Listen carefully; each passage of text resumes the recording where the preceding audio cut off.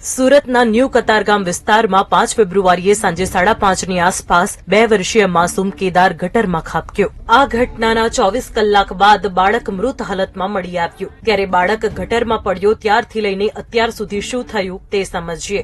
સાંજે 5:30 વાગ્યે કેદાર માતા સાથે બુધવારી બજાર ગયો હતો। આ દરમિયાન તે રસ્તાની વચ્ચે તૂટેલા ગટરના ઢાંકણામાંથી ગટરમાં પડી ગયો। સાંજે 5:35 વાગ્યે સ્થાનિકોએ બચાવનો પ્રયાસ કર્યો, પણ સ્ટ્રોમ ડ્રેનેજમાં પાણી ભરાયેલા હોવાથી શક્ય ન બન્યું। સાંજે 5:45 વાગ્યે ફાયર બ્રિગેડને જાણ કરી અને 10 મિનિટમાં જ ફાયર ટીમ ઘટના સ્થળે પહોંચી। સાંજે 6 વાગ્યે ગટરમાં ઉતરવા માટે અલગ ટીમ બનાવી અને જરૂરી સાધનો મંગાવવામાં આવ્યા। રાત્રે 8 વાગ્યે 5 ફાયર સ્ટેશનોની 2 થી 3 લોકોની ટીમ ઓક્સિજન